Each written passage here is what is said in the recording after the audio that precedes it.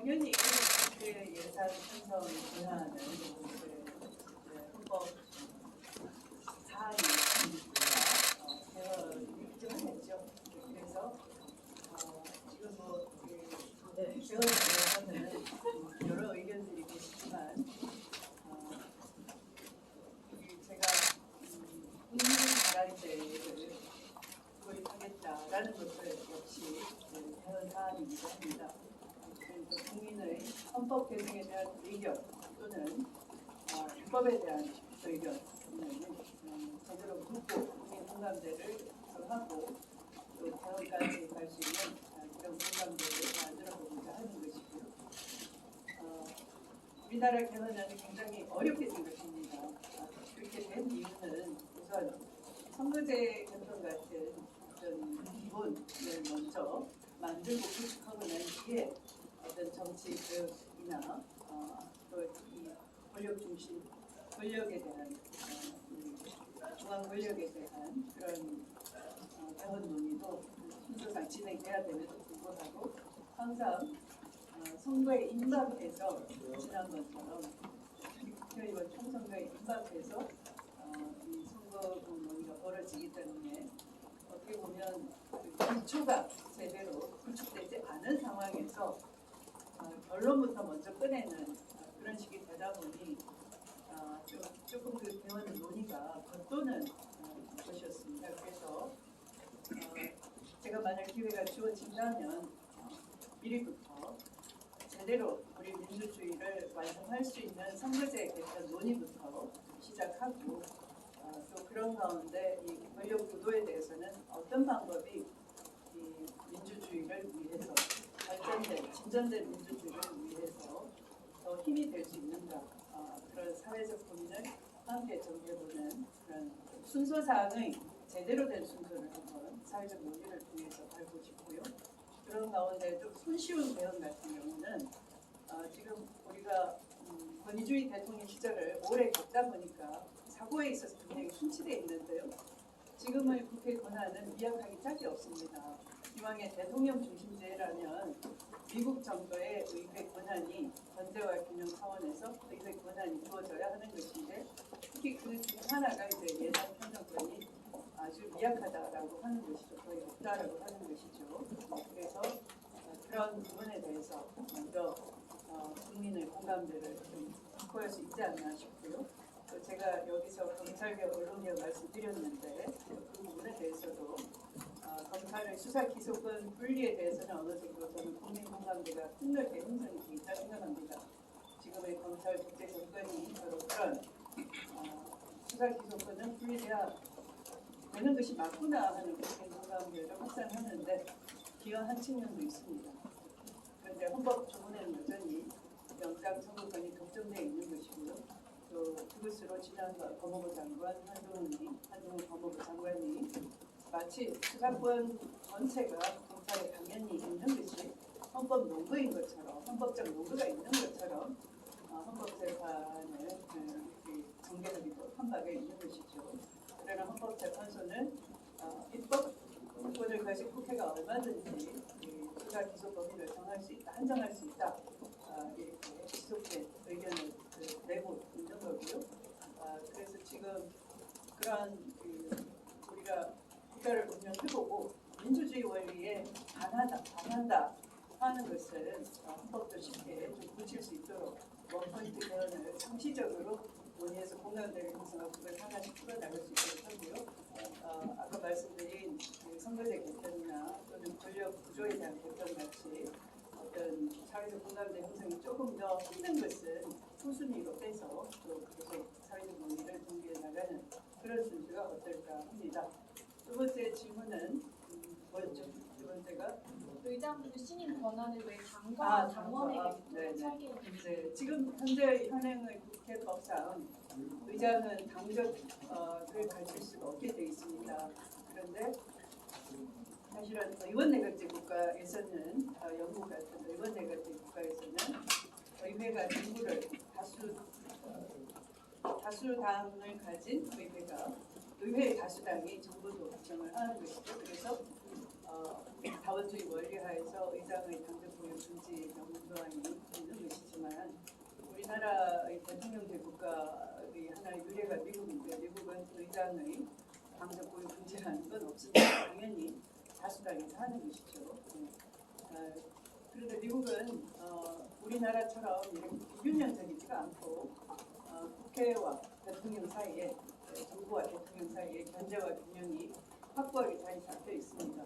그리고 우리는 대통령이 거부권도 전적으로 남용을 하고 있어서 아무런 제동 장치가 없고 또 의장이 어떤 여론상의 눈치나 뭐 이런 걸 보면서 독주를 또는 전횡을 하고 있어도 이 배출한 정당으로서는 아무런 제동 장치가 없는 것이죠.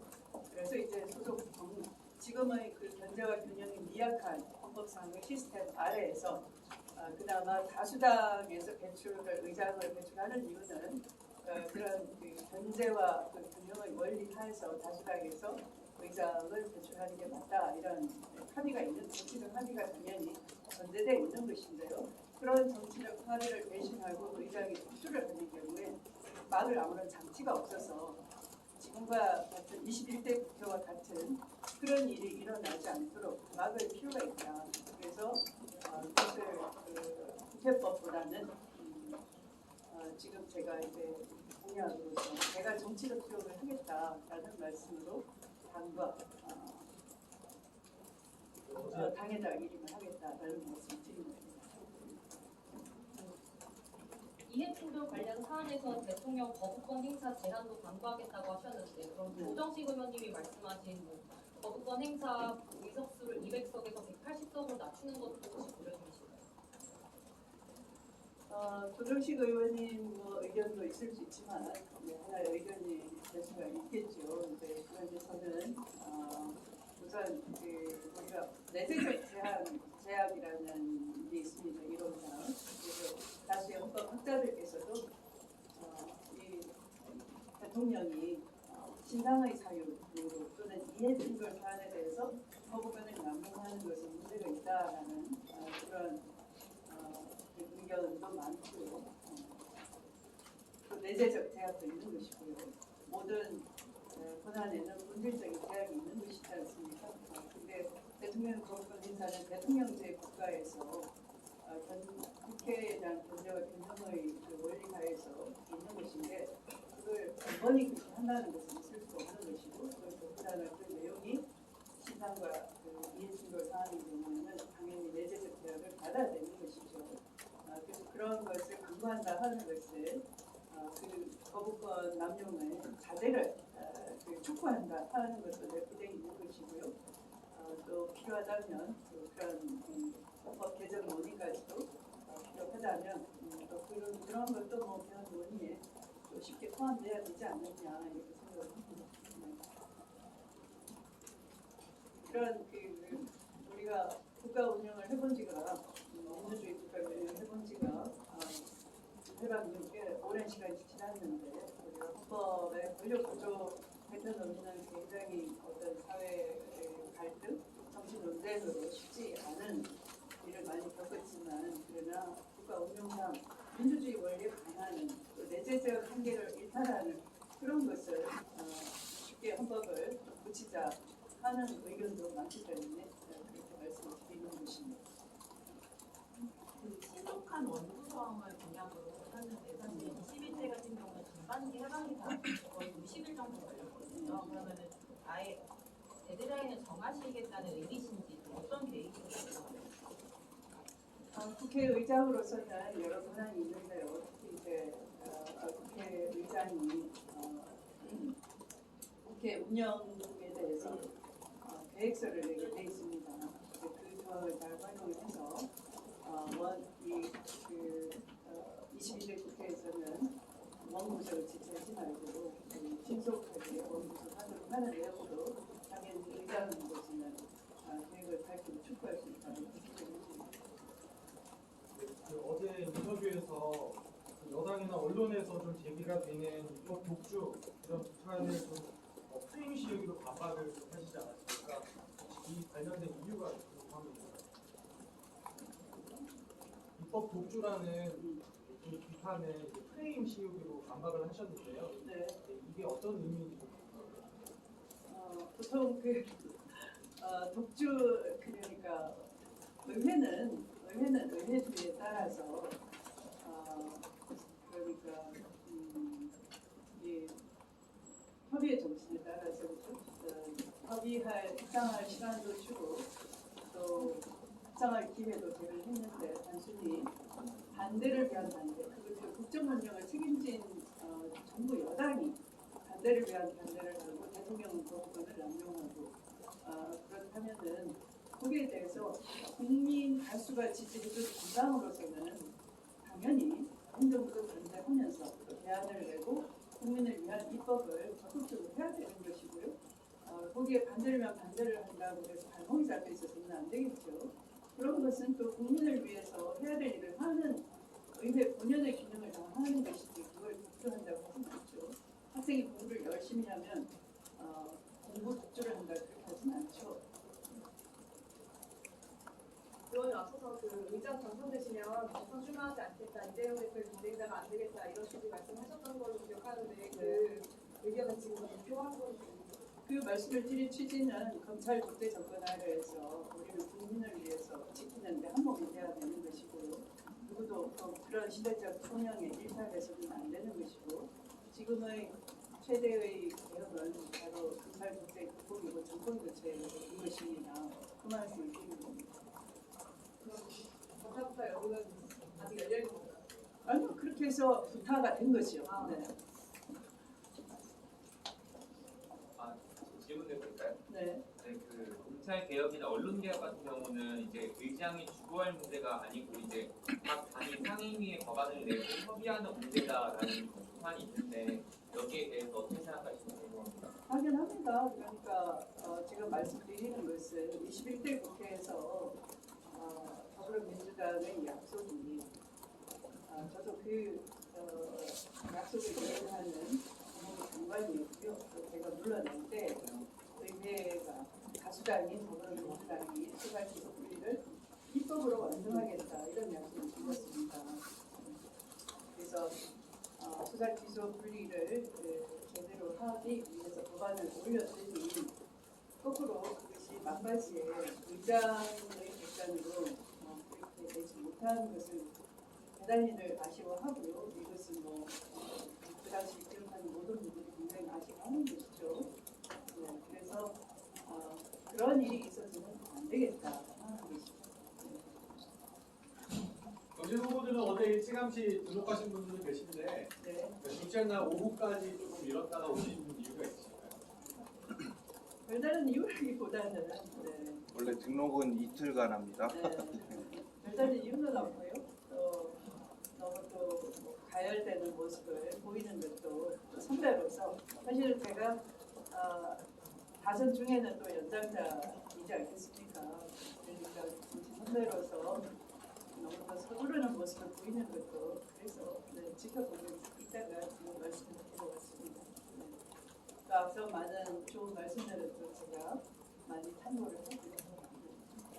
어차피 우리는 함께 해나가야 될 일이기도 하고 국민에 대한 공공 책임을 지고 있는 겁니다. 어차피 이건 당내 문제입니다. 네, 당원들 강한 지지를 좀 갖고 계시잖아요. 당원들 강한 지지를 갖고 계십니다. 그래서 어제 보니까 비례후 합의와 이런 까지 말씀이 나오셔서 혹시 후보님으로의 단일화 가능성을 좀 어떻게 보십니까? 아마 그 민심과 당심은 굉장히 높은 지지를 해주고 계시고 또 그 높은 지지를 또 그 당내 선거니까요. 너무 긴장된 그런 뾰족한 날선말보다는 이해로 합의도 하자는 애교 있는 말씀을 또 지지자분들이 주시는 것 같습니다. 저도 그 국민들께 더불어민주당이 보여지는 모습이 좀